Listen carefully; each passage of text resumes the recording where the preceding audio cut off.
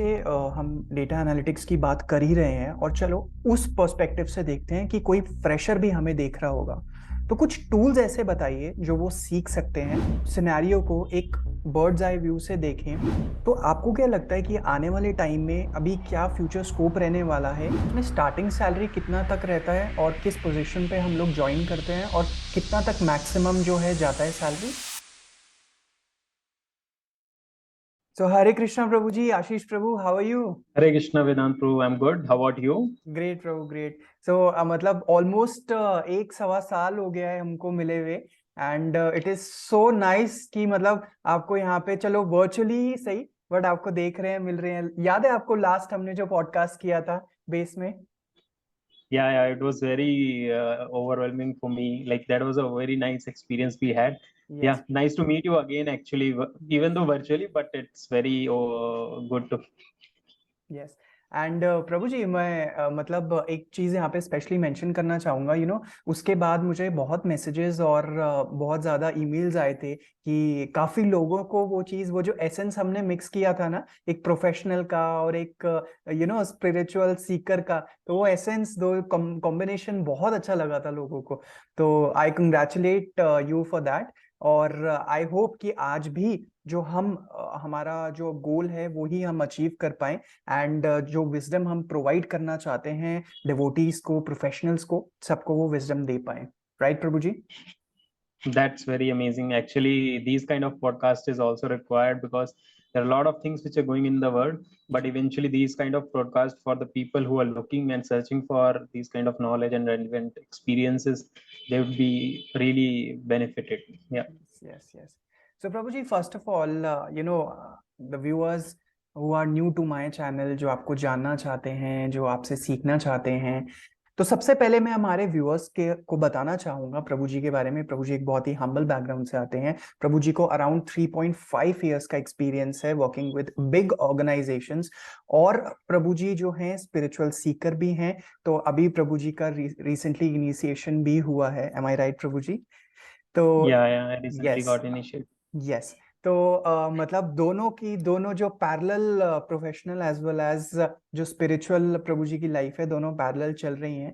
तो प्रभु जी सबसे पहले मैं अपने व्यूअर्स के लिए और क्लैरिटी के लिए आपका थोड़ा सा बैकग्राउंड जानना चाहूंगा, आपकी थोड़ी सी पास्ट लाइफ जानना चाहूंगा कि कैसा था आपका बचपन, क्या क्या आपने किया, क्या क्या कोर्सेज किए, क्या एजुकेशन थी, कैसे आना हुआ यहाँ वहां से। तो बताइए प्रभु जी अपनी पास्ट लाइफ के बारे में। Yeah, happy to share that. Ji Actually, as you said, I started.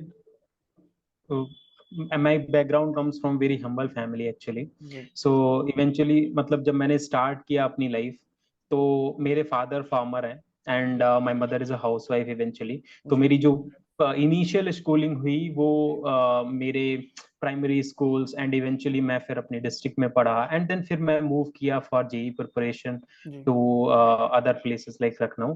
So I belong to a place called Lucknow in Uttar Pradesh. जी तो वहां से मेरी स्कूलिंग स्टार्ट हुई. उसके बाद इवेंचुअली मुझे गवर्नमेंट कॉलेज मिला and then I started doing my mechanical engineering. मैंने वहां से किया जी और फिर मैकेनिकल इंजीनियरिंग करने के बाद मैं मेरे को प्लेसमेंट मिला मारुति सुजुकी में जी इवेंचुअली. जी। That was in 2020. तो ओके वो मेरा 2020 में हुआ था. ओके एंड वहां मैंने जब इस वर्क स्टार्ट करना शुरू किया मारुति सुजुकी में, तो आई मतलब मैं पहले तो बहुत ज्यादा एक्साइटेड था वहां पर काम करने के लिए और ये सब बिकॉज मेरा मैकेनिकल इंजीनियरिंग में ही बैकग्राउंड था और यस मुझे वैसी एग्जैक्टली। ही जॉब भी मिल गई थी. Lucky lucky and lucky. Maruti Suzuki, yeah and Maruti Suzuki was one of the firms which मतलब वो बहुत ज्यादा उनका पैकेजेस भी सही रहते हैं और वर्क अपॉर्चुनिटीज बहुत ज्यादा अच्छी रहती हैं. जी तो काफी वहां पर हमारे दैट मतलब उसको हम टॉप प्लेसमेंट मानते थे अपने कॉलेज में इन मैकेनिकल इंजीनियरिंग. जी तो वैसा था. आफ्टर दैट क्या हुआ कि मैंने वहां पर जब काम करना शुरू किया पूरा मैंने देखा फ्रॉम स्क्रैच. तो एक ब्यूटीफुल डिजाइन कैसे बनती है कार की, एग्जैक्टली। पूरा from different different plants and all. तो हमने जब वहां पर ये सब देखा तो मुझे थोड़ा सा ऐसा लगा कि I am not able to connect to the work. मतलब मुझे कुछ कनेक्शन नहीं लग रहा था जो मैं काम कर रहा था वहां पे. जी तो फिर मैंने और भी लोगों से डिस्कस करना शुरू किया, उनके थॉट क्या थे एंड एवरीथिंग. तो फिर वहां से एक जर्नी स्टार्ट हुई जिसमें फिर मुझे लगा मुझे मूव आउट करना चाहिए यहाँ से और कुछ और भी अपॉर्चुनिटीज एक्सप्लोर करनी चाहिए इवेंचुअली। जी तो जी। उसके लिए फिर मैंने कैट की प्रिपरेशन स्टार्ट की। तो ओके। मुझे क्योंकि वही एक ऑप्शन लग रहा था उस समय कि बिल्कुल। कैट की प्रिपरेशन स्टार्ट की एंड ऑल। तो और भी मेरे जो सीनियर्स थे उनसे थोड़ा गाइडेंस लिया और कनेक्ट किया। तो जी। एक अपॉर्चुनिटी मेरे पास आई जो कि एनालिटिक्स में थी, और GS associates, it's a multinational या ऑर्गेनाइजेशन यस। जहां पर consulting, it's a management consulting firm, yes. वो मैनेजमेंट कंसल्टिंग फर्म है। तो हमने वहां पर अपनी जर्नी स्टार्ट की, वहां पर इंटरव्यू दिया एंड ओके। हमारा मेरा सिलेक्शन हो गया इवेंचुअली। ओके। तो फिर वहां से एनालिटिक्स में जर्नी स्टार्ट हुई। और फिर आज हम नौबत I am currently working with another MNC as a senior analyst. मैं जी। भी सीनियर एनालिस्ट की तरीके से काम कर रहा हूँ। और फिर डेटा में फिर मैंने डेटा वर्ल्ड को एक्सप्लोर करना शुरू किया। तो this was the journey in brief. या ग्रेट ग्रेट। तो बहुत अच्छा लगा प्रभु जी मेरे को, मतलब ये सुन के, coming from a mechanical background और उसके बाद फिर एनालिटिक्स में, because you know I come from a computer science background only. तो मैं उस चीज़ की इंपॉर्टेंस बिल्कुल समझता हूँ कि अब जो एरा चल रहा है वो एनालिटिक्स का एरा है पूरा। जो भी स्ट्रैटेजीज बनती है ऑर्गेनाइजेशंस में, सारी स्ट्रैटेजीज आर डेटा ड्रिवन। तो वो क्लियरली अंडरस्टैंड कर सकते हैं हम सारी चीज़ें, और ये मार्केट की नीड है जो फुलफिल हो रही है। और प्रभु जी, मतलब जब मैं आपके पोस्ट देखता हूँ लिंक्डइन पे, मुझे बहुत ज्यादा इंस्पायर्ड फील होता है, स्पेशली जब आपने न्यू कार परचेज करी।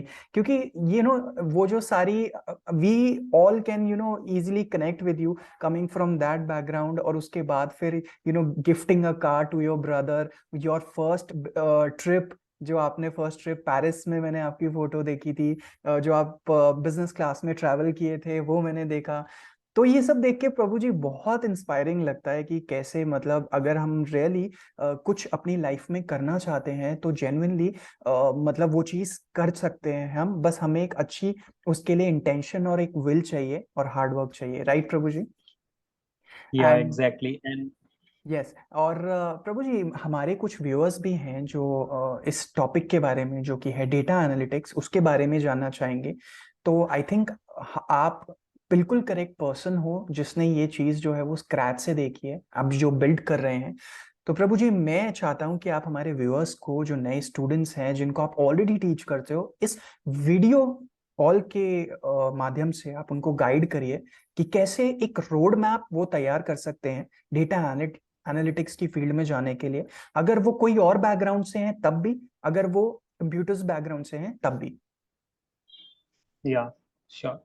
तो आजकल जैसा मैं देख रहा हूँ कि डेटा एनालिटिक्स मतलब जो फील्ड है, इसमें जैसा आपने शर्ली बोला कि बहुत सारे बैकग्राउंड से लोग आते हैं। इवन कुछ लोगों को मैंने देखा जो इकोनॉमिक्स मैथ या अप्लाइड मैथ्स किए हुए हैं। इवन आप अदर ब्रांचेस लाइक कॉमर्स और इन लोगों इन डिग्रीज के साथ भी जिन लोगों ने अपनी पढ़ाई की है, वो लोग भी इवन एनालिटिक्स को क्रैक कर रहे हैं।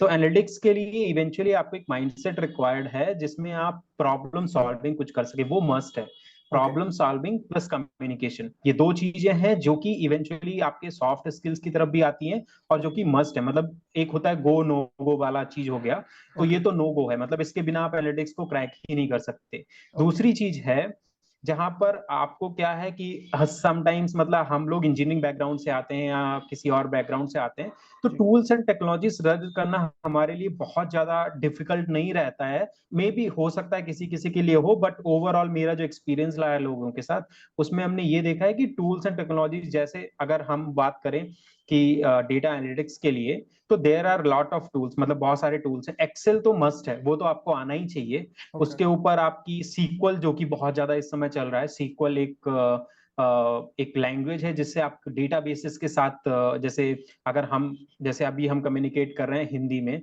वैसे ही डेटाबेस के साथ कम्युनिकेट करने के लिए जो लैंग्वेज है वो सीक्वल करके है, वो ओके। आनी चाहिए आपको। ओके। और दूसरी चीज हो गई, बहुत सारे विजुअलाइजेशन टूल आ रहे हैं आजकल। तो वो विजुअलाइजेशन टूल जैसे आपका पावर बीआई हो गया, टेबल्यू हो गया, तो आप उन चीजों को भी सीख सकते हैं। तो मेरी जर्नी में मेरा रोड मैप ऐसा रहा था कुछ कि मैंने इवेंचुअली स्टार्ट किया जहां पर problem solving and communication skill ने बहुत ही ज्यादा एक मेजर रोल प्ले किया। ओके। अपार्ट फ्रॉम दैट तब आप कोई टूल पकड़ सकते हो, जैसे एक्सेल ऐसी चीज है कि लोग बोलेंगे मुझे आता है, बट आप एक्सेल को जितना ज्यादा एक्सप्लोर करोगे उतनी ज्यादा उसकी कैपेबिलिटीज के बारे में आपको पता लगेगा। यस। तो इवन कुछ कुछ जगहों पे आप एनालिटिक्स करते हैं, वो लोग एक्सेल पे ही बहुत सारे विजुअलाइजेशंस और and Prabhu ji, critical thinking जो भी मोस्ट ऑफ द करनी होती है पीपल आर नंबर के लाइंग, साथ। most of the people are lying on their resume, Excel expert. हाँ, करेक्ट करेक्ट। हाँ, तो एक्सेल मतलब आप एक्सपर्ट बनने के लिए यू हैव टू, मतलब उतना ज्यादा आपको काम करना चाहिए और आपको पता भी होना चाहिए एक्सेल की क्या क्या मतलब कैपेबिलिटीज हैं इवेंचुअली। Exactly, तो exactly. That is the no go for anyone who wanted to crack in this field. Okay. Apart from that, मतलब जो मैंने ये आपको टूल्स एंड टेक्नोलॉजीज अभी मेंशन किए हैं, ये भी वन ऑफ द थिंग्स, मतलब ये उसी रोड मैप्स में आता है। और आप अगर कोई भी इवेंचुअली फ्रेशर लेवल पे या कोई ऐसे बंदे मेरे पास, मैं जैसे आपने व्यूअर्स को बताया कि मैं लिंक्डइन पे बहुत ज्यादा एक्टिव रहता हूँ, तो जी। मेरे वहां पर भी काफी फॉलोइंग है। बट वहां पर मैंने एक चीज देखा है, मुझे रोज डीएम्स आते हैं जी। जिसमें फ्रेशर्स को अभी इकोनॉमिक कंडीशन में वो उनको जॉब ही नहीं मिल रही है। Because Yes. क्या है, बिकॉज अभी इतने ले ऑफ्स हो रहे हैं एंड एवरीथिंग। तो उनके लिए मतलब इवेंचुअली ये रहेगा कि वो कहीं भी अपॉर्चुनिटी मिले, मतलब जॉब सर्च या job hunt is a very hectic process, जी। बहुत ही ज्यादा। मतलब ऐसा हो जाता है कभी कभी कि आपका मन नहीं करेगा कि आप 6-7 महीने से देख रहे हो, बट बिल्कुल। जॉब में अप्लाई कर रहे हो, किसी का कॉल नहीं आ रहा है, ऐसा हो रहा है। तो वो बहुत ही ज्यादा हेक्टिक प्रोसेस हो जाता है। लेकिन उसमें जो भी डिटर्मिनेशन बना के रखता है, तो उनको they will crack some opportunities. जी। तो ऐसा हो जाता है। या प्रभु जी, इसमें स्टार्टिंग सैलरी कितना तक रहता है और किस पोजीशन पे हम लोग ज्वाइन करते हैं और कितना तक मैक्सिमम जो है जाता है सैलरी, क्या तो पोजीशन पे एंड अगर करती है? हाँ, तो अगर मैं जैसे एक बॉल पार्क नंबर आपको दूं, ये स्टार्टिंग सैलरी जैसे आप, ये कंपनी टू कंपनी वेरी भी करता है, जी। बट इवेंचुअली 10+ आप फ्रेशर्स के लिए आप 10+ एक्सपेक्ट कर सकते हैं, okay. 10 LPA+। Okay. And after that आपके ईयर्स ऑफ एक्सपीरियंस के बेसिस पे और कंपनी की ग्रोथ के बेसिस पे, ओके। अगर आपको 3-4 साल 5 साल का एक्सपीरियंस है, तो ओके। 20+ भी वो जाता है इवेंचुअली। और फिर तो इवेंचुअली आप जैसे जैसे अपनी ऑर्गेनाइजेशन की हायरार्की में बढ़ते हैं, वैसे वैसे आपका पैकेज बढ़ता चला जाता है। तो data is a field which has lot of potential, और इसमें सैलरी भी अच्छी ही रहती है, वैसा है। ओके, तो जैसे प्रभु जी बोला जाता है आज के टाइम पे कि data is the new gold, तो डेटा को गोल्ड से कंपेयर किया जाता है। तो मुझे एक बार इसकी इंपॉर्टेंस बताइए कि कैसे एमएनसीज वगैरह इस डेटा को यूज करते हैं अपनी स्ट्रैटेजीज बनाने के लिए। डिफरेंट डिफरेंट जो इनके डिपार्टमेंट्स रहते हैं, जैसे मार्केटिंग भी हो गया, कैसे सारी डेटा ड्रिवन स्ट्रैटेजीज रहती हैं। तो एक बार थोड़े हमारे व्यूअर्स को बताइए कि उनका बेसिक कैसा रहता है इन हाउस ऑर्गेनाइजेशन में। या सो जैसे आपने बोला data is a new oil, actually lot of organization जो अभी के ऑर्गेनाइजेशंस हैं इस समय, जो कि अभी ले ऑफ्स वगैरह आप भी देख रहे होंगे, ये सब हो रहे हैं बिकॉज लोग एआई और डेटा की तरफ ज्यादा मूव कर रहे हैं। जो जी। पहले काम आदमी, मतलब जो पीपल इंटेंसिव होता था, वो आजकल लोग टूल्स एंड टेक्नोलॉजी से डेटा के थ्रू करते हैं। तो data is very important. And इससे जैसे स्ट्रेटजीज कैसे बनती हैं, जैसे मान लो कोई कंपनी है, प्रोडक्ट बेस्ड कंपनी है, लेट्स से उसका कुछ प्रोडक्ट लॉन्च होने वाला है, या लॉन्च से पहले कुछ उनको एनालिसिस करनी है कि ओके। इसका स्कोप क्या होगा, इसका ऑडियंस क्या है, या हाउ दिस विल परफॉर्म, और इसके कॉम्पिटिटर लैंडस्केप क्या है, जो भी कॉम्पिटिटर्स के ऐसे प्रोडक्ट हैं उनका यूएसपी क्या था और हमारा यूएसपी कैसे डिफरेंट है। तो ओके। ये सब अगर आपके पास इन चीजों का डेटा होगा, इनको हम केपीआईज बोलते हैं, की परफॉर्मेंस इंडिकेटर्स। ओके। तो अगर ये किसी प्रोडक्ट के लिए आपके पास होंगे, देन यू कैन यूजली, मतलब आप एक इनिशियल ऐसा, जिसको हम बोलते हैं ना कैलकुलेटेड रिस्क लेना, किसी यस। चीज को लॉन्च करने के लिए या यस। नहीं। तो यस। हमारा ऑडियंस हमको फिगर आउट हो गया, हमको मार्केट का स्कोप पता लग गया, कॉम्पिटिटर्स पता लग गए, we know everything about it, and वो डेटा ड्रिवन प्रोसेस हो जाता है कि आप नंबर्स के साथ उसको वैलिडेट कर रहे हो। मतलब बिल्कुल। पहले प्रोसेस ऐसी होती थी कि जो उसमें एसएमई है, सब्जेक्ट मैटर एक्सपर्ट है, सिर्फ उसी को पता रहता था कि भाई ये मार्केट कैसा परफॉर्म करने वाला है एंड ऑल। बट नाउ एक मतलब लेमेन भी ऐसा टेक्नोलॉजी ने बना दिया है कि जिसको कुछ भी नहीं आइडिया है, उसको भी आप इजीली समझा सकते हो कुछ विजुअलाइजेशंस के थ्रू एंड एवरीथिंग। हम उसको डेटा ड्रिवन इन्वायरमेंट में उसको हेल्प करते हैं कि ये भाई नंबर, ये नंबर है, ये नंबर हमने क्रंच किए हैं और ये फाइनल रिजल्ट है, इससे आप इवेंचुअली डिसीजन ले सकते हैं। तो हम लोग लीडरशिप के लिए, एंड क्योंकि उनके पास बहुत टाइम नहीं रहता है, दे हैव टू, मतलब उनको बहुत ज्यादा, they are very busy in their schedules, so they just wanted to see what is the impact which is being created। और ओके। वो इम्पैक्ट निकालने के लिए हमको बहुत ज्यादा नंबर क्रंचिंग करनी पड़ती है उसके पहले, और बिजनेस को भी समझना पड़ता है। तो यहाँ पर data plus business makes sense. अगर सिर्फ आपके पास डेटा है तो वो कोई सेंस नहीं बनाता है, क्योंकि यहाँ पर trillions and trillions of data जो कि डेटा। स्टोर हुआ है वर्ल्ड में। बिल्कुल। लेकिन अगर उससे आप कुछ वैल्यूएबल इनपुट आउटपुट निकाल सकते हैं जो कि आपके बिजनेस ग्रोथ एंड अगर उसको सपोर्ट कर सकता है, तो that's becomes a gold mine. जो आपने गोल्ड की बात की, तो वो बिल्कुल गोल्ड माइन हो जाती है लोगों के लिए, और उसी पे वो लोग बेट्स लेते हैं और बिल्कुल। इवेंचुअली सक्सेसफुल भी होते हैं। या तो फिर तो प्रभु जी हम इजीली ये बात कहना गलत नहीं होगा कि मतलब हर एक स्टेज पे जो है डेटा एनालिटिक्स की ज़रूरत है, बिकॉज अगर जैसे आपने बताया, क्योंकि लेट्स सपोज मैं कल को कोई नया प्रोडक्ट भी लॉन्च करता हूँ, तो मैं क्या कर रहा हूँ, मैं यहाँ पे रिसर्च, प्राइमरी रिसर्च करूंगा, सेकेंडरी रिसर्च करूंगा, मार्केट जाऊंगा, जो ऑलरेडी पब्लिश्ड चीज़ें हैं उनको देखूंगा। इन सब चीज़ों को वैलिडेट करने के लिए, क्वांटिफाई करने के लिए मुझे एक प्रॉपर प्रोसेस चाहिए, and I think easy layman language में वो प्रोसेस वो मुझे डेटा एनालिटिक्स करके दे सकता है, जिसकी वजह से मैं सारी चीजों को क्वांटिफाई कर सकता हूँ और नंबर की फॉर्म में मैं उनको बता सकता हूँ कि हाँ ऐसे बता ऐसे सारी चीजें, राइट। ओके ओके ओके प्रभु जी। तो प्रभु जी अभी जैसे हम डेटा एनालिटिक्स की बात कर ही रहे हैं, और चलो उस पर्सपेक्टिव से देखते हैं कि कोई फ्रेशर भी हमें देख रहा होगा, तो कुछ टूल्स ऐसे बताइए जो वो सीख सकते हैं, या फिर आप जो डेली लाइफ में अपने वर्किंग डे में वो टूल्स को यूज करते हैं, ताकि वो आज से ही वो टूल्स के बारे में पढ़ना शुरू कर दे, सीखना शुरू कर दे, ताकि उसको वो हेल्प मिले ऑर्गेनाइजेशन में जाके, एक प्लस पॉइंट एज मिले अपने कंपेटिटर्स के लिए। हम्म। तो मैं तो ये पहले उनको सजेशन देना चाहूंगा जो भी फ्रेशर्स डेटा डोमेन में आना चाहते हैं। अगर मैं डेटा की सिर्फ बात करूं, तो डेटा में भी लोग 3 पोजीशंस पे रोल्स ढूंढते हैं। पहली पोजीशन होती है जो डेटा एनालिटिक्स है, जहां से स्टार्टिंग होती है डेटा में। दूसरा आपका आता है डेटा इंजीनियरिंग, और तीसरा आता है डेटा साइंस। और फिर आप डीप लर्निंग, एआई और उसकी तरफ भी चले जाते हैं, वो भी डेटा का ही पार्ट है, बट इट्स मोर ऑफ कि आप उसमें कैसे एल्गोरिथम वगैरह लगा के डेटा को ट्रेन कर सकते हैं। बट अगर मैं डेटा एनालिटिक्स की बात करूं, तो अब मैं एक्सप्लेन करता हूं कि आप कैसे, ये इनके रोल्स कैसे डिफाइन है। तो डेटा इंजीनियर क्या करता है, एक पाइपलाइन क्रिएट करता है पूरे डेटा की। उसमें डेटा क्लीनिंग से लेके और डेटा कैसे फ्लो करना चाहिए स्ट्रक्चर्ड फॉर्म में, जो भी स्टेक होल्डर से रिक्वायरमेंट आई है उसके थ्रू। तो वो एक पाइपलाइन क्रिएट करता है, डिफरेंट डिफरेंट सोर्सेज से डेटा को लाता है, इंजेस्ट करता है पहले, उसको क्लीन करता है, एंड देन उस पर कुछ ट्रांसफॉर्मेशंस लगाता है जो भी बिजनेस को रिक्वायरमेंट होती है उसके अकॉर्डिंग। और फिर वो डिलीवर करता है उस डेटा को डेटा एनालिटिक्स एनालिस्ट को। तो डेटा एनालिस्ट बाद में उस डेटा को, जो भी टेबल्स के फॉर्म में आया है या अदर जो हमारे रिलेशनल डेटाबेसेस होते हैं उसमें वो डेटा स्टोर्ड रहता है, फिर डेटा एनालिटिक्स वाला जो भी बंदा होता है उसमें विजुअलाइजेशंस को बनाता है, उसमें नंबर क्रंचिंग करता है, जो भी इनपुट आ रहा है स्टेक होल्डर्स के थ्रू, जो भी बिजनेस को रिक्वायरमेंट है उसके अकॉर्डिंग। और ऐसे करके ये डेटा को प्रेजेंट करता है और लीडरशिप को, या उसको कुछ नंबर क्रंच करना है, या उसको अपने मैनेजर को दिखाना है, जैसा भी है, जो भी रिक्वायरमेंट है वहां पे बिजनेस की रिक्वायरमेंट है। और उसके बाद डेटा साइंटिस्ट होता है। डेटा साइंटिस्ट भी मतलब मोर ऑफ द मतलब विजुअलाइजेशंस वाले काम नहीं करता है, बट उसका डेटा से ज्यादा रहता है कि डेटा को हम और कैसे एक मतलब रिकरिंग चीज बना सकते हैं, जिसमें हम बड़ी बड़ी पाइपलाइंस बिल्ड करके और कुछ अपने आप कुछ, जैसे हम अगर कोई रिक्वायरमेंट आया हमारे पास, तो हम उस रिक्वायरमेंट को ही डिलीवर करते हैं। तो हम कुछ डेटा पे फिल्टर्स लगाते हैं और डेटा को क्रंच करते हैं, वो नंबर देते हैं। ये लेकिन डेटा आपकी साइंस का ये काम ऑर्गेनाइजेशन कैसे रहता है। करती है? मतलब एग्जाम्पल देके बताइए थोड़ा हमारे व्यूअर्स की और बेटर अंडरस्टैंडिंग के लिए, एग्जाम्पल देके।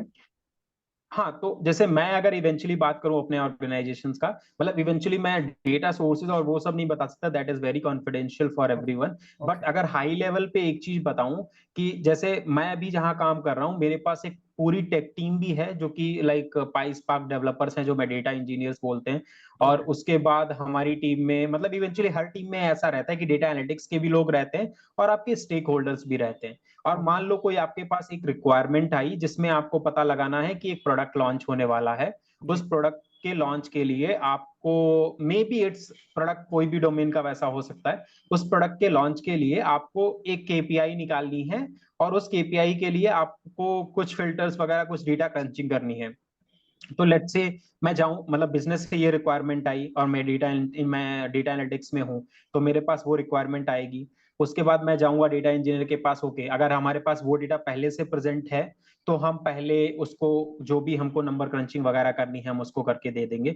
अगर वो डेटा पहले से नहीं प्रेजेंट है, तो हम क्या करते हैं, अपनी रिक्वायरमेंट सेंड करेंगे टेक टीम को या जो भी होगा, और अपनी प्री एनालिसिस भी करेंगे डेटा पे कि हमारे पास प्रेजेंट हो सकता है कि नहीं हो सकता है, और फिर हम उस पे जो भी रिक्वायरमेंट आई है उसके अकॉर्डिंग उन केपीआईज को डिलीवर करेंगे। इवेंचुअली ये हर जगह, ये नॉर्मल प्रोसेस है, ये हर ओके। जगह होता है, और ओके। ऐसे ही डेटा में लोग काम करते हैं। लेकिन डेटा साइंस टीम ऐसी करती है कि अगर हमारे पास जैसे डेटा एनालिटिक्स में कोई केपीआई आता है, हम उस पर डिलीवरी करते हैं। But okay. Data science team data से ही कुछ, अभी क्या है, उसने डेटा को फीड किया, कुछ मॉडल्स उस पर लगाए, तो डेटा में कुछ ऐसे पैटर्न्स हैं जो कि आ रहे हैं एंड एवरीथिंग, मतलब वो मोर ऑफ अ डेटा के पर्सपेक्टिव से कैसे उसमें अपने आप कुछ पैटर्न जनरेट हो रहे हैं, या डेटा कैसे बोल रहा है चीजों को, वो कैसे बता रहा है, तो उस तरीके से मोर वो लोग देखने की कोशिश करते हैं।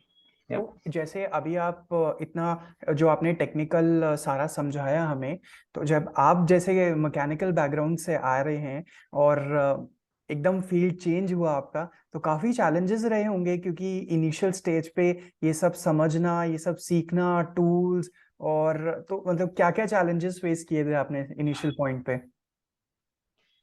तो मैं अगर चैलेंजेस की बात करूं तो देयर वर लॉट, मतलब इवेंचुअली सबकी जर्नी में ही कुछ ना कुछ ऑब्स्टेकल्स एंड चैलेंजेस होते हैं। बिल्कुल। बट इवेंचुअली मैंने जब मैकेनिकल से डेटा में, जब मेरा मारुति से इवेंचुअली मैंने जब जेडएस में शिफ्ट किया था, तो उस समय ऐसा था कि मुझे कुछ भी नहीं पता था, इवन मतलब एक्सेल में भी उतना एक्सपर्ट नहीं था। तो एक्सेल को भी चलाने में बहुत, मतलब क्योंकि वहां पर आप एक्सेल माउस नहीं यूज करते, मतलब एवरीथिंग शुड बी, आप शॉर्टकट से ही करते हैं वैसा, और it should be very fast. तो मैं कभी कभी ओवरवेल्म हो जाता था कि ऐसे ये लोग कैसे कर लेते हैं, लेकिन सब चीज प्रैक्टिस से ही आती है इवेंचुअली। तो वो भी मुझे पता था कि मतलब आप प्रैक्टिस करते रहोगे देन क्रैक कर लोगे उस चीज को। कितना तो टाइम लगा, शुरुआत में कितना टाइम लगा क्रैक सो करने में? It took like me to 6 month. तो मतलब 6 मंथ आप नॉर्मली किसी भी नए ऑर्गेनाइजेशन में जाते हैं या कुछ नई टेक्नोलॉजी सीखते हैं, तो आपको इवेंचुअली उतना टाइम लगता ही है। ऐसा मतलब अपने लिए भी बहुत हार्श नहीं होना चाहिए, कह रहे मुझे आ ही नहीं रहा है, मुझे आ ही नहीं रहा है, तो उसमें कभी कभी हम मतलब डिप्रेस्ड और मतलब सोचते हैं अरे यार ये मुझसे हो नहीं पाएगा। तो वैसी वाली बात नहीं होती है, बट इवेंचुअली आप अगर थोड़ा सा एफर्ट डालेंगे तो हो जाएगा। शुरुआत में तो जीएस में ऐसा था कि मुझे समझ ही में नहीं आता, क्योंकि जीएस मतलब फार्मा डोमेन के लिए काम करता है। उसमें इतने जार्गन्स होते थे, इतने अलग अलग चीजें होती थी, मतलब कुछ तो ऊपर से ही निकल जाते थे, कुछ जैसे मोर साइंटिफिक चीजें वो लोग अगर डिस्कस कर रहे हैं, आपको पता ही नहीं है ये क्या डिस्कस कर रहे हैं क्या नहीं कर रहे हैं। तो वहां पर बहुत ही ऑब्स्टेकल्स आते थे। लेकिन आप किसी भी जगह कुछ काम करते हो तो कुछ फैमिलियरिटी डेवलप होती है आपकी डेटा के साथ, वर्क एनवायरनमेंट के साथ, और ऐसा। तो फिर आप इवेंचुअली मतलब you can come through those obstacles. तो उस समय reaching out for the help is very required. आपको अगर कुछ नहीं समझ में आ रहा है, अपने सीनियर्स को रीच आउट करिए, अपने पीयर ग्रुप में जो लोग आपसे ज्यादा एक्सपीरियंस है उनके पास जाइए, सीखिए उनसे, और वो भी बहुत हेल्पफुल रहते हैं। ऐसा नहीं, कभी कभी हम हेजिटेट करते हैं उनके पास ना जाने के लिए, जी। बट सब लोग ही मतलब एक तरीके से, अगर इतनी बड़ी एमएनसी है, अगर वहां पर टीम है, तो वो कोलेबरेटली काम करते हैं, और आपको सिखाने के लिए भी काफी ट्रेनिंग्स और सब कुछ होता है। तो जी। आपको ऐसा डरना नहीं है, बट ये चीज आप अगर अच्छे पॉजिटिव वे में ले कि ओके मुझे अभी नहीं आता है but I have to learn, तो आप उसको इजिली ओवरकम कर सकते हैं। कई स्टूडेंट्स हैं प्रभु जी मेरे कांटेक्ट में, जो अभी फ्रेशर्स ही हैं, जिनको हार्डली अभी 6 मंथ्स 7 मंथ्स हुआ है कंपनीज ज्वाइन किए हुए।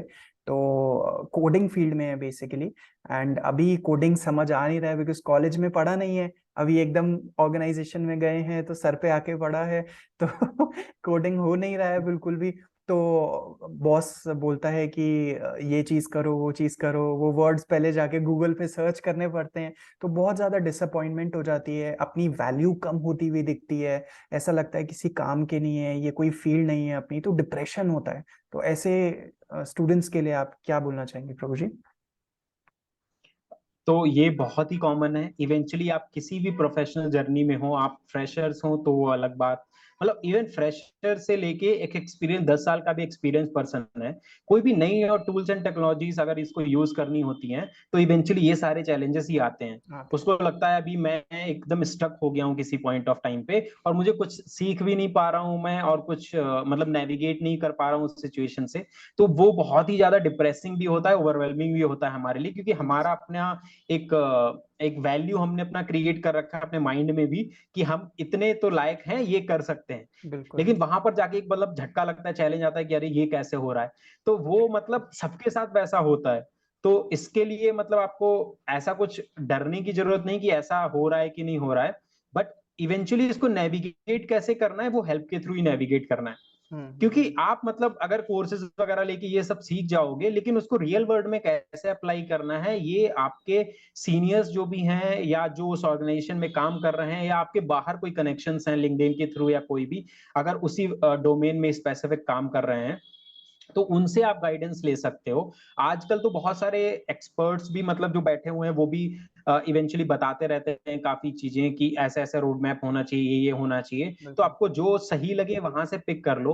तो जैसे होता है ना कि हम मतलब अगर सोना नाली में भी पड़ा हुआ है तभी आदमी जाके ग्रैब कर लेता है, वहां पर ऐसा मतलब कुछ होगा कि ऐसा लगता है कि मुझे अरे मेरा ईगो टचल होगा और एवरीथिंग, बट लेकिन reaching out for help is like best thing to do to navigate all these challenges कि आपको कोडिंग नहीं समझ में आ रही है या कुछ भी। क्योंकि अभी जैसे मैं पहले पाइसपार्क पे नहीं काम करता था, तो मैं पाइसपार्क पे भी काम करना शुरू किया हूँ। तो पाइसपार्क में क्या है, कोडिंग ही करना पड़ता है आपको इवेंचुअली, और आपको कोड समझ में आना चाहिए और लॉजिकल उसका प्रोसेस समझ में आना चाहिए। तो ओके। पहले तो ये होता है कि कोई भी आप अगर डेटा में काम कर रहे हो या कुछ भी, अगर वो अगर एसडी रोल जैसा नहीं है पूरा जहां पर आप सॉफ्टवेयर डेवलपमेंट ही कर रहे हो, लेकिन अगर डेटा में कुछ भी कर रहे हो तो लॉजिकल थिंकिंग इज मस्ट। मतलब आपको लॉजिकली समझ में आना चाहिए कि मैं इस बिजनेस प्रॉब्लम को लॉजिक के थ्रू कोड में कैसे ट्रांसफॉर्म कर सकता हूँ। तो ये मतलब one of the most important thing हो जाता है किसी भी डेटा एनालिटिक्स के बंदे के लिए। और logical thinking is everywhere required. मतलब कोड में भी आप लॉजिक रख रहे हो, एसडी रोल है आपका, तब भी आपको वो चाहिए ही चाहिए, problem solving skill. Okay. So to all the freshers जो कि डिप्रेस्ड फील करते हैं, जो कि अंडर वैल्यूड फील करते हैं, तो आप अपने सीनियर्स के पास जा सकते हैं हेल्प के लिए। आप सबसे पहले तो अपनी जो ये कोशिश है उसको जारी रखिए। ये प्रोसेस है, स्लो प्रोसेस है, कोई रेस नहीं है, it is like a marathon. धीरे धीरे आप सीखेंगे और इवेंचुअली आप भी एक प्रोफेशनल बन जाएंगे। सो प्रभु जी, अभी हमने अगर हम इस पूरे सिनेरियो को एक बर्ड्स आई व्यू से देखें और इंडिया की अगर हम बात करें, तो आपको क्या लगता है कि आने वाले टाइम में अभी क्या फ्यूचर स्कोप रहने वाला है? और या फिर मैं डेटा की बात करूं, इंडिया की बात करूं, तो क्या अपॉर्चुनिटीज रहने वाली हैं इन फ्यूचर? या सो करेक्टली, मतलब आई एम नॉट, मतलब मैं बहुत ज्यादा सब्जेक्ट मैटर एक्सपर्ट नहीं हूँ कैसा इंडिया का फ्यूचर ग्रो करने वाला है।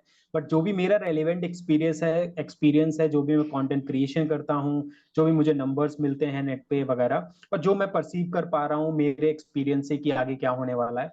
तो अभी रिसेंटली मैंने एक पोस्ट भी डाला था लिंक्डइन पे, जिसमें मैंने कुछ नंबर्स बताए थे जो कि आपका चीफ प्रोडक्ट ऑफिसर जो लिंक्डइन के हैं, उन्होंने वो नंबर एक आर्टिकल में कोट किए थे। ओके। तो इवेंचुअली अगर इंडिया का हम फ्यूचर देखें, तो इंडिया में half of the work force जो आगे आने वाले हैं, जो कि मतलब डिफरेंट डोमेन्स में लोग काम करते हैं, ओके। 2025 या मतलब 2030 तक आप जो एक एस्टिमेटेड देख सकते हैं, तो उसमें हाफ ऑफ द जॉब्स में एआई का इम्पैक्ट होने वाला है। ओके। बट अगर इस तरीके से अगर हम देखेंगे तो बहुत ही ज्यादा ओवरवेलमिंग लगेगा। लेकिन यस। इसका एक दूसरा की भी केपीआई उन्होंने दिया था, जिसमें ये बोला था कि लेकिन इसका अपोजिट कॉन्ट्ररी में इंडिया में इज द टॉप 5 कंट्रीज में आता है जहां पर most of the AI skills भी लोग यूज कर रहे हैं। और ओके। ऑन एन एवरेज अगर वर्ल्ड का पूरा एवरेज देखा जाए, तो Indian people they are using more than, they are 3 times higher than the average of global.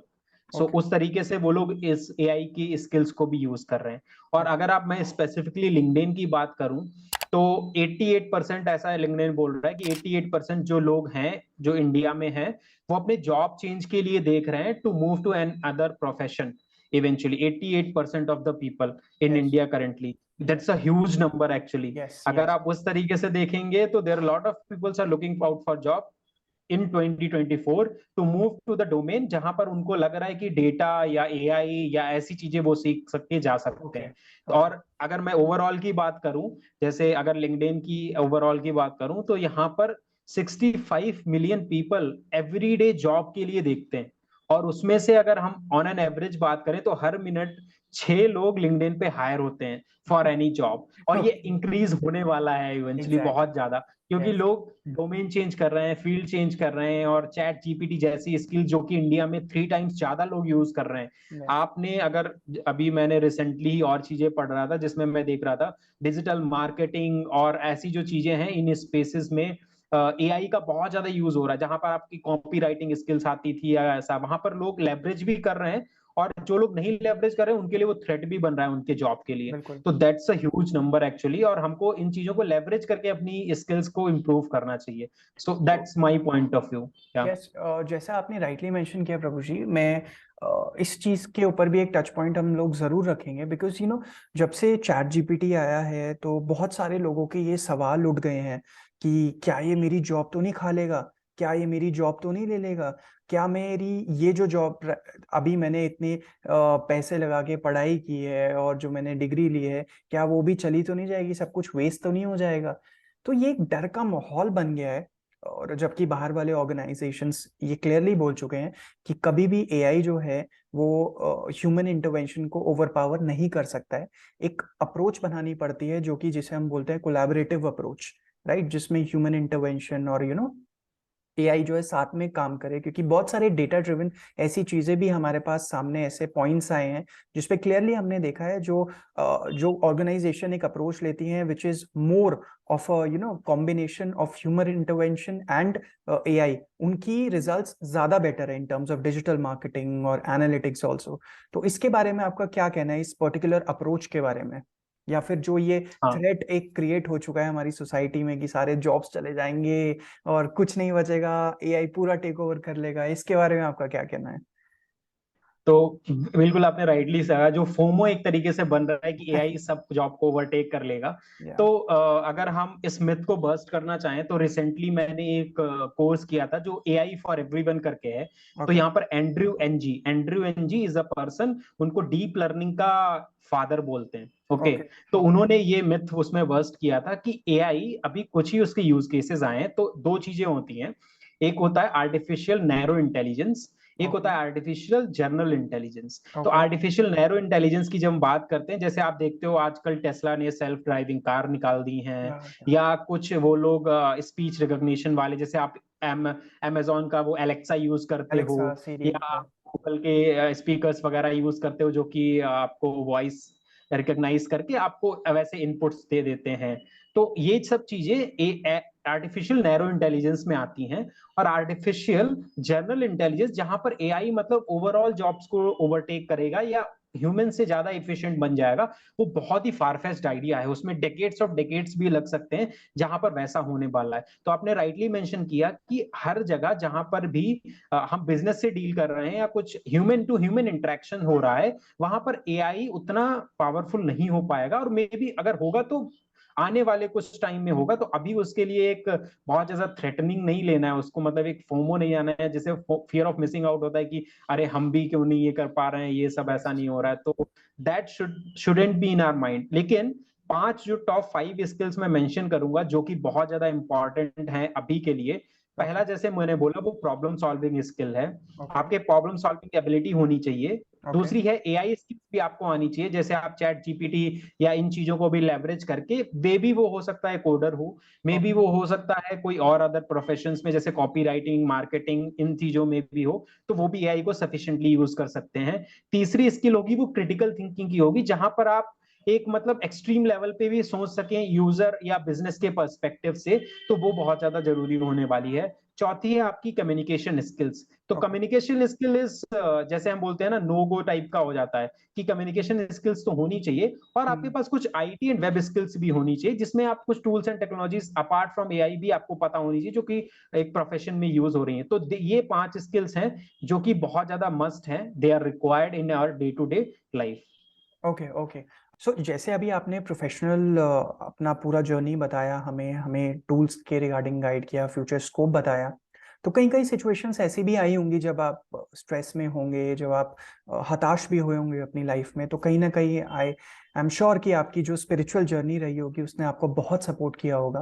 तो थोड़ी सी बात हम आपकी स्पिरिचुअल जर्नी की भी करेंगे यहाँ पे, कि कैसे एक स्पिरिचुअल जो आपका बैकग्राउंड रहा है, एक स्पिरिचुअल आपकी जो journey you have been initiated recently, तो उसने कैसे आपके प्रोफेशनल बैकग्राउंड को, प्रोफेशनलिज्म जो आपके अंदर आई है, जो आपका जॉब ऑन जॉब रहता है सारा, वहां पे आपको कैसे बूस्ट किया स्पिरिचुअल बीइंग ने? Yeah yeah so spirituality is like very important in today's world, because आप हर जगह से देखोगे आपको ऐसी ऐसी चीजें मिल रही हैं जो कि आपके लिए eventually they are not important.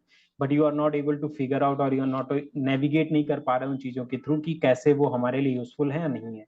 जी तो आजकल सोशल मीडिया के जमाने में ये बहुत ज्यादा हो गया है, क्योंकि आजकल ऐसा हो गया कि आपके पास थोड़ा भी फ्री टाइम होता है तो आपका सबसे पहले इंस्टाग्राम और ये सब चीजें ही खुलती हैं, जहां पर आप घंटों घंटों उसको मतलब स्क्रॉल करते रहते हैं। एंड इवेंचुअली ये सबके साथ ही होता है, आई एम नो एक्सेप्शन अगर मैं उसको यूटिलाइज कर रहा हूँ तो। लेकिन मैं जैसे अभी क्रिएटर बन गया हूँ तो मेरे लिए बहुत ही अच्छा है कि मैं उस पर रिसर्च ज्यादा करता हूँ, कंज्यूम भी करता हूँ थोड़ा बहुत जो भी रिक्वायर्ड होता है, but I do more research on it, कैसे उसको आप मैं कैसे क्रिएटर की जैसे इंप्रूव कर सकता हूँ। बट अगर आप स्पिरिचुअलिटी का यहाँ पर देखोगे तो spirituality plays a very important role, because आपको जब पता होगा कि आप किस गोल के लिए इस दुनिया में आए हो और for which goal you are living. We जैसे अगर किसी को नहीं पता है, कोई स्पिरिचुअलिटी से एक्सपोज नहीं हुआ है, तो उसको लगेगा कि ठीक है आज मैं यहाँ एसोसिएट की तरह काम कर रहा हूँ, अगले दिन मुझे मैनेजर बनना है, फिर मुझे सीनियर मैनेजर बनना है, फिर प्रिंसिपल या एसोसिएट प्रिंसिपल या जो भी आपके में डायरेक्टर या एसोसिएट डायरेक्टर वैसी पोजीशंस पे जाना है, और उसके बाद इवेंचुअली सीईओ बनूंगा, सॉरी या हेड बनूंगा किसी डिपार्टमेंट का, और फिर जाके सीईओ मुझे बनना है और यही मेरी लाइफ होगी, और यही सब लोग सोचते हैं इवेंचुअली। बट लेकिन स्पिरिचुअलिटी वहां पर आके आपके मिथ को बर्स्ट करती है और ये बताती कि नहीं, आप अगर इस दुनिया में आए हैं as a human being, you are not this body but you are soul. अगर हम उस कॉन्सेप्ट को लेके जाते हैं जो कि इंडिया में बहुत ज्यादा प्रेवलेंट है और सबको इवेंचुअली पहले भी पता रहता था, लेकिन आपको ऐसा पता चलता है फिर वो बोलते हैं ओके, तो फिर हम इस दुनिया में हैं अभी, बाकी मतलब अगर हम जब भी, और सब लोग जो एक चीज से फेयर करते हैं वो है डेथ इवेंचुअली। तो उनको जब पता लगता है फिर मरने के बाद क्या होगा, वेयर विल गो वेयर, हमारा क्या डेस्टिनेशन होने वाला है वैसा, तब वहां पे स्पिरिचुअलिटी आपके आके गोल को सेट करता है, कि वो बताता है कि आपका गोल ये नहीं है कि सिर्फ आप इस दुनिया, मतलब इट्स नॉट वेरी, ऐसा बोलते हैं वो लोग कि we are spiritual being having material experience, we are not material being having spiritual experience। अगर आप उस तरीके से देखोगे तो हमारा गोल सिर्फ इस दुनिया में ये नहीं है कि खाना पीना मजे करना and everything, that is a part of life, but उसके बाद जो आपका गोल है वो एक्चुअली जो मेरे को मतलब मैंने जो महसूस किया, मेरा जो एक्सपीरियंस रहा है, वो भगवान की सर्विस करना है इवेंचुअली। और उनका हमारे अंदर जो भी, बिकॉज मैं मतलब ऐसा बात करें कि भगवान और हमें क्या डिफरेंस है, सिर्फ क्वालिटी सारी सेम है अगर हम उनको इन्वोक कर पाए, बाकी मतलब लॉर्ड मतलब इनफाइनाइट बीइंग है और हम लोग फाइनाइट हैं, but we are part and parcel of Lord. तो यहाँ पर मैं जस्ट एक श्लोक आता है भगवत गीता में जो कि मैंने लॉन्ग बैक पढ़ा था, और मैं भगवत गीता भागवतम वगैरह रेगुलरली पढ़ता रहता हूँ। तो उसमें एक श्लोक आता है, ममय वांशो जीव लोके जीव भूता सनातना मना षष्ठानि इंद्रियाणि प्रकृति स्थानी कर सती। तो वहां पर भगवान भगवत गीता में ये बोल रहे हैं, ममय वांशो जीव लोके, मतलब आप मेरे ही पार्ट एंड पार्सल हो, ममय वांशो जीव लोके जीव भूता सनातना, और आप क्या हो, एटर्नल हो। आप ऐसा नहीं कि आज आप हो और कल आप मर गए तो चले गए वैसा। तो ये एटर्निटी का जो कॉन्सेप्ट है ये बहुत ही ज्यादा प्रेवलेंट है स्पिरिचुअलिटी में, और इसीलिए स्पिरिचुअलिटी लोग प्रैक्टिस करते हैं। और दूसरा मना षष्ठानि इंद्रियाणि प्रकृति स्थानी कर्षति। तो इसमें भगवान क्या बोले, मना षष्ठानि इंद्रियाणि, लेकिन अभी क्या है, मन से जूझ रहे हैं। We are struggling with mind and 5 other senses which are like our tongue, our eyes, our ears, our nose, ये 5 सेंसेस में वैसा, और our touch, these are the 5 senses that we are struggling with। लेकिन जब आप spirituality और material life को दोनों को साथ साथ पैरेलल चलाते हो, जैसे आपकी ट्रेन होती है तो दोनों पटरी रिक्वायर्ड होती है तो ट्रेन चल सकती है, तो वैसे ही अगर कोई बंदा इन दोनों को साथ में लेके चलता है तो वो अल्टीमेट डेस्टिनेशन तक जा सकता है। इवन दो मैं ये नहीं कहूंगा कि अगर कोई बंदा सिर्फ एक साथ ही लेके चलता है, जैसे कोई मटेरियल लाइफ ही पूरा कर रहा है, वो उसको भी सक्सेस मिल सकता है, और बहुत सारे एग्जांपल्स हमने दुनिया में देखे हैं, लेकिन they are deviating from their real goal. तो वो चीज हमको बहुत ज्यादा इंपॉर्टेंट है कि स्पिरिचुअलिटी हमको सिखाता है कि हमारा रियल गोल क्या है। और जब भी हमको जैसे कुछ जैसे हिटबैक्स आते हैं, या आपको लगता है कि अरे अभी प्रोफेशनल लाइफ में कुछ अच्छा नहीं चल रहा है, कुछ रिलेशनशिप्स में अच्छा नहीं चल रहा है, तो वहां पर उन चीजों को नेविगेट करने के लिए भी स्पिरिचुअलिटी बहुत ज्यादा हेल्प करता है।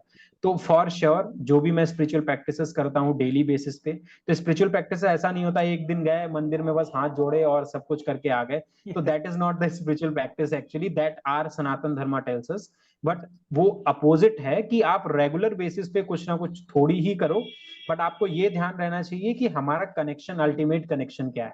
यस हमारा कनेक्शन, जैसे हम ह्यूमन बीइंग से ज्यादा कनेक्ट होते हैं ना, अभी एआई वगैरह तो मतलब this is something which we are creating it, या बट हम जैसे ह्यूमन ह्यूमन इंटरेक्शंस करते हैं, जैसे अभी हम बात कर रहे हैं, अभी हम पॉडकास्ट कर रहे हैं, इवन तो वर्चुअल है लेकिन मैं आपसे बात कर रहा हूँ, इट्स बिकमिंग मोर पर्सनल। या बट अगर मैं किसी मशीन से ही सामने बैठ के बात कर रहा होता, जैसे एआई, अभी वो एआई ने लॉन्च किया सोरा करके, तो वहां पर सॉरी क्या है, उसमें आप प्रॉम्प्ट दो, यू विल हाँ give the prompt and eventually वो वीडियोस आपको क्रिएट क्रिएट करके कर दे देगा, देंगे और जो यस कि मतलब लोग आगे लेवरेज भी करेंगे। लेकिन वहां पर one of the most important thing एक इशू आ जाता है, एथिकल इशू, मतलब वो बायसनेस है।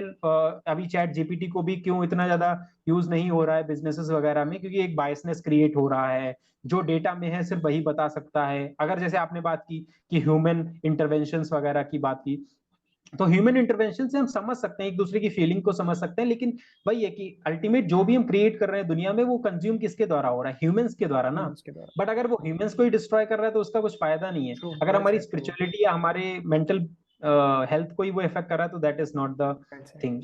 तो spirituality is the thing which can you know मतलब हमको हेल्प करेगा टू ओवरकम जो भी हम अपनी लाइफ में स्ट्रेस हो सकता है या कुछ और चीजों के थ्रू जो भी जा रहे हैं।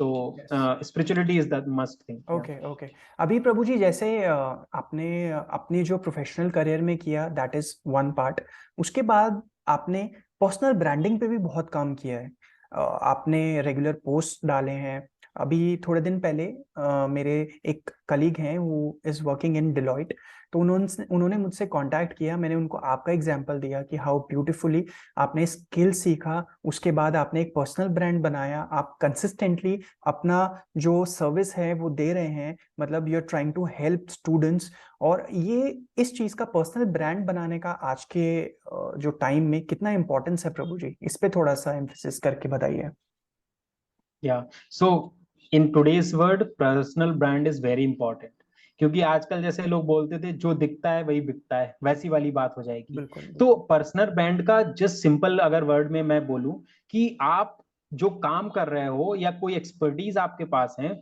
उसके बेसिस पे आप कितने वैल्यूएबल हो, यही आपका पर्सनल ब्रांड है।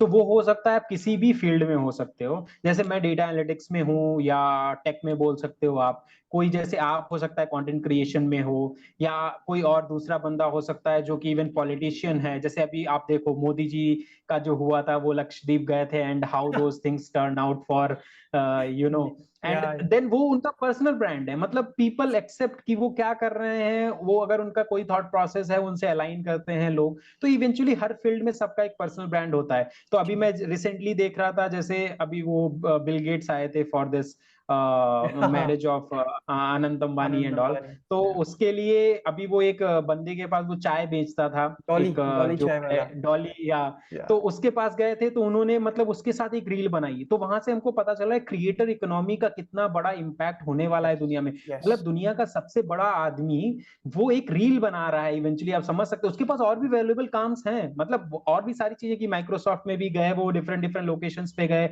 मोदी जी को मिले और उनसे एआई के बारे में बात किया और सब कुछ किया, because Microsoft is playing a huge bet here with Open AI in AI field actually. तो ओह इवेंचुअली वो सारी चीजें भी उन्होंने की, बट ओके ये देख सकते हैं आप क्रिएटर इकोनॉमी का कितना बड़ा इंपैक्ट होने वाला है दुनिया में, बट उसको सब आप सब निगलेक्ट नहीं क्रिएटर कर बन रहे सकते। हैं प्रभु सब क्रिएटर बन रहे हैं तो सैचुरेशन नहीं आएगा इसमें नहीं, तो इसमें एक बहुत ही इंपॉर्टेंट है, ये यूट्यूब का भी कॉन्सेप्ट है एक्चुअली। अगर मतलब जैसे मान लो वो एक क्रिएटर को बहुत बड़ा, उसके पास अगर जैसे मान लो उसके पास फॉलोइंग हो गई, हाँ उसके पास अगर इतनी फॉलोइंग हो गई, तो इससे थ्रेट हो जाएगा जो यूट्यूब वगैरह है ऐसी कम्युनिटीज को भी, क्योंकि ओके अगर वो अगर कुछ भी चाहेगा किसी टर्म एंड कंडीशंस में या कुछ ऐसा, तो यूट्यूब भी ऐसा करता है कि वो डिफरेंट टाइप ऑफ कंटेंट्स को दिखाने की कोशिश करता है किसी के फीड पे। जैसे ओके मैं अगर बताऊं, जस्ट रिसेंटली मैंने एक चीज देखी थी कि ओके मैंने पोस्ट भी उस पर डाला था कि ओके लिंक्डइन ऐसा करता है, लिंक्डइन आपके कंटेंट को वायरल जाने से रोकता है, मतलब उसकी एल्गोरिथम ऐसी बनाई है उन्होंने कि ओके आपका कंटेंट वायरल ना जाए, क्योंकि लिंक्डइन ऐसा है कि वहां पर आप किसी से भी, जैसे first second third degree connections होते हैं आपके लिंक्डइन पे, तो फर्स्ट डिग्री कनेक्शन जो कि मेरे से मैंने डायरेक्ट उनकी कनेक्शन रिक्वेस्ट एक्सेप्ट किया या उन्होंने मेरी कनेक्शन रिक्वेस्ट एक्सेप्ट की है, तो वहां पर क्या होता है कि आप उनसे मतलब उनके फीड पे जो भी कंटेंट आएगा वो उनको रेलिवेंट होना चाहिए, या तो वो लाइक माइंडेड पीपल का होना चाहिए, या कि कोई टॉपिक ऐसा वो ढूंढ रहे हैं, या तो उसके लाइफ के अराउंड है, या उनका जो भी इंटरेस्ट है उसके अकॉर्डिंग वो लोग इस चीज को मतलब दिखाने की कोशिश करते हैं थ्रू देयर एल्गोरिथम। ओके, लेकिन वही है कि आपका कंटेंट वायरल जाए, अगर हर बार ही आपका कंटेंट वायरल जाएगा तो लिंक्डइन को भी थ्रेट हो जाएगा कि अरे ये इतना बड़ा क्रिएटर हो गया, ये तो अपनी मर्जी से जो भी बोलेगा तो उसको लिंक्डइन को एक्सेप्ट करने लगा। और ये अक्रॉस यूट्यूब भी ऐसा, हर सोशल मीडिया प्लेटफॉर्म पे ऐसा चलता है। तो हर फील्ड में आप ग्रो कर सकते हैं जितने ज्यादा क्रिएटर्स होंगे और जितने ज्यादा अच्छे लोग होंगे। मतलब इवन गार्बेज भी बहुत ज्यादा लोग फैलाते हैं। तो अभी क्या हुआ था रिसेंटली, मतलब एक ऐसे ही जर्नलाइज्ड वे में एक एलएलएम चलाया था यूट्यूब के पूरे डेटा पे। तो उसमें सबसे ज्यादा देखा गया था कि क्या चीज मतलब सबसे ज्यादा यूट्यूब पे है। तो वहां पर कैट की वीडियोस, मतलब उसने एक जर्नल स्पेसिफिकली, वो एलएलएम मॉडल ने ऐसा उस डेटा को ऐसा चर्न थ्रू किया और उसने विजुअलाइजेशन के थ्रू एक इमेज दिखाई जो कि कैट की इमेज आ रही थी। तो ओके सबसे ज्यादा यूट्यूब पे सबसे ज्यादा ये कैट की वीडियोस पड़ी हुई हैं। This is the data actually, okay मतलब उसने वाओ एक कैट के तरीके से दिया था। तो वाओ इस ओके तरीके से मतलब there are millions and millions of data which exist in YouTube. Okay और उतने ही क्रिएटर्स जितने ज्यादा होंगे और अच्छे से कंटेंट क्रिएशन, जैसे आप बोले, जैसे आप स्पिरिचुअलिटी के अराउंड कंटेंट क्रिएशन करते हैं, मोटिवेशन के अराउंड करते हैं, या लोगों को और जो हेल्प चाहिए उससे नेविगेट करने के लिए लाइफ के अराउंड करते हैं, तो ऐसे content they will help people, they won't become a threat और saturation in the economy. Because जैसे मैं जिस बैकग्राउंड से आता हूं, तो मैं अगर किसी को वो चीज बताऊंगा तो सामने वाला उससे कनेक्ट करेगा अगर वो उसी बैकग्राउंड से बिलोंग करता है। जैसे मान लो अगर कोई पहले से बहुत रिच है, वो रिच फैमिली में जन्म लिया है, ऐसा कुछ उसका हुआ है, तो लोग हो सकता है उससे उसके जो लाइफ के एक्सपीरियंसेस हैं, जो ऑब्स्टेकल्स हैं, या जो अदर चीजें उसने लाइफ में अचीव की उनसे कनेक्ट ना कर पाए। तो आप देखोगे यूट्यूब पे भी ऐसे ऐसे क्रिएटर्स हैं जो कि विलेज बैकग्राउंड से हैं, और वो कुछ नहीं, थोड़े बहुत रील्स वगैरह बनाते हैं, लेकिन उनकी भी काफी फॉलोइंग है, बिकॉज उनके लिए एक ऑडियंस एग्जिस्ट करता है। तो इंडिया में क्या है, आप क्रिएटर होने चाहिए, आपके प्रोडक्ट सही होना चाहिए, इंडिया में हर चीज का ऑडियंस एग्जिस्ट करता है। ऑडियंस है ट्रू मतलब कुछ भी आप क्रिएट करो, हर चीज का ऑडियंस है। ऑडियंस तो है that's the best part of India. Okay okay okay so Prabhu ji अब लास्ट क्वेश्चन मैं आपसे एक पूछना चाहूंगा कि what is the end goal. अब मतलब कहाँ पे देखते हैं अपने आप को, कहाँ पे अपनी लाइफ को देखते हैं, क्या गोल अचीव करना चाहते हैं in terms of your professional life, in terms of your spiritual life, personally, family को लेके। सो इसके बारे में थोड़ा लास्ट आप हम लोगों को बताइए प्लीज। तो अगर मैं लॉन्ग टर्म की बात करूं, तो इवेंचुअली किसी ने भी डिकेड्स ऑफ डिकेड्स का कुछ प्लानिंग नहीं किया। अगर किसी ने प्लान भी किया है तो वैसी लाइफ जाने नहीं वाली है किसी की। कृष्णा इज तो there. Krishna is there. So ऐसा बोलते हैं स्पिरिचुअलिटी में कि do your best and leave the rest on Krishna, so he will take care of everything. Yes so आपको उन पे विश्वास होना चाहिए, because he is the father of everything. Bhagavad Gita में बोलते हैं कि I spiritual am the father. Father of every, yes yeah spiritual father we can से। यस तो यस अगर उस चीज को, अगर मैं इस तरीके से अगर अपनी लाइफ को मोल्ड करता हूँ और प्रोफेशनल और पर्सनल लाइफ की जो बात करता हूँ, तो प्रोफेशनल लाइफ में मेरा यही गोल रहेगा over the period of time. पहली चीज तो ये रहेगी कि लिंक्डइन पे कैसे एक कम्युनिटी बिल्ड कर सकते हैं, और अपने प्रोफेशन में भी कुछ कंट्रीब्यूट करते हुए लोगों को भी कैसे सिखा सकते हैं कुछ चीजें through are experiences and maybe through content creation and everything. तो वो एक मतलब जर्नी रहेगी जहां पर मेरा सिर्फ ये गोल नहीं है सिर्फ पैसा ही कमा के सब चीजें की जा सकती हैं, लेकिन ऐसा भी डिनाई नहीं कर सकते कि पैसा इज नॉट इम्पॉर्टेंट। यस पैसा is important, but apart from that आपको उस गोल को लेने के लिए मतलब उसमें कुछ लाइफ भी होनी चाहिए जिसके लिए आप जी रहे हो उस गोल के लिए। बिल्कुल तो बिल्कुल वो चीज हो गई। दूसरी चीज हो गई पर्सनल लाइफ में। पर्सनल लाइफ में तो spirituality is the most important thing for me, where in जैसे जो भी मेरे गुरु हैं या जो भी और डिवोटीज हैं, तो उनके संग में रह के, तो पर्सनल लाइफ में यही है कि spirituality is the most important thing. जो भी मेरे गुरु हैं हिज होलीनेस गोपाल कृष्ण गोस्वामी महाराज, जी तो जी उनकी सेवा कर पाए, उनके डायरेक्शंस पे चल पाए। इवन दो आजकल के जमाने में बहुत ही ज्यादा मुश्किल है कि उन स्पिरिचुअल प्रिंसिपल्स को हम फॉलो कर पाए, ओके क्योंकि हर जगह से डिस्ट्रैक्शंस हैं। Even this mobile and everything is a lot of distraction, but we have to navigate, मतलब हमको नेविगेट करना पड़ेगा उसके थ्रू। तो यही है, मतलब डिवोटीज की सेवा कर पाए, और अच्छे से अच्छे भागवतम भगवत गीता चैंटिंग में इम्प्रूव कर पाए, ये सब चीजें लॉन्ग टर्म में जाएंगी। एंड होपफुली अगर कुछ मोस्टली आउटकम्स अच्छे ही रहेंगे, बट अगर कुछ ऑब्स्टेकल्स वगैरह होते हैं, बट उस सिचुएशन में जैसे मैंने कहा, do Then your also best and leave Krishna the is rest there. On Krishna. Yes, Krishna is there for you to protect. yes, Yeah. yes. It was a lovely podcast, Prabhu ji, with you. बहुत कुछ सीखने के लिए मिला, technical सीखने के लिए मिला, और एक बर्ड्स आई व्यू से हमने सारी चीजें देखी कि कैसे ये पूरी इंडस्ट्री वर्क करती है, कैसे जो हमारे फ्रेशर्स, फ्रेंड्स और स्टूडेंट्स जो ऑलरेडी हैं इंडस्ट्री में, कैसे टूल्स यूज करके इस चीज के लेवरेज ले सकते हैं. तो होल एंड सोल प्रभु जी, मुझे तो बहुत ज्यादा मजा आया, एंड आई थिंक हमारी ऑडियंस को भी बहुत ज्यादा इंसाइटफुल लगेगा ये जो भी हमारा सेशन था आज. तो जो भी कमेंट किसी को या किसी को भी कोई क्वेश्चन है, तो प्रभु जी के लिंक्डइन पे जाके उनको अप्रोच कर सकते हैं. They can get in touch with Ashish Prabhu. सारी डिटेल्स आपको डिस्क्रिप्शन बॉक्स में देखने के लिए मिल जाएंगी. हम लोग से भी आप कांटेक्ट कर सकते हैं. कोई भी अगर आपको कोई भी क्वेश्चन रहे रिगार्डिंग एनीथिंग, तो आप कांटेक्ट कर सकते हैं. प्रभु जी, योर लास्ट मैसेज जो आप देना चाहेंगे हमारी ऑडियंस को. तो मैं सिर्फ यही ऑडियंस को बोलना चाहूंगा, जो भी आपके व्यूअर्स हैं, तो मोस्ट ऑफ इम्पॉर्टेंट थिंग है जो लाइफ में, वो अपने आप पे कभी बहुत ज्यादा हार्श नहीं होना है. जैसे जैसे वर्ड मतलब चेंजेस शेप कर रहा है, तो उस तरीके से आपको लग सकता है कहीं कि मैं एक जस्ट वर्ड बोलूंगा जो कि इम्पोस्टर सिंड्रोम जिसको बोलते हैं. तो वो इम्पोस्टर सिंड्रोम ऐसा होता है कि हमको सेल्फ डाउट बहुत हो जाता है किसी भी काम को करते हुए. तो उस चीज को कैसे नेविगेट करना है वो भी सीखना है.